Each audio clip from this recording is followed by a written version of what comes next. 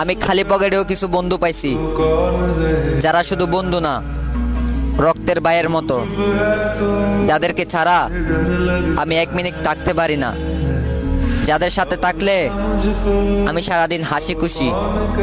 রক্তের থেকে যদি বেশি কিছু থাকে বন্ধু, সেটা হলো তোরা। বন্ধু, তোদের সাথে চলি বলে অনেকজন অনেক কিছু বলে, কিন্তু আমি এগুলা কান্দি না, কারণ আমি জানি বিপদে পড়লে আগে তোরাই থাকবি। আজকে আমি মারা গেছি, আগে তোরাই যাবি।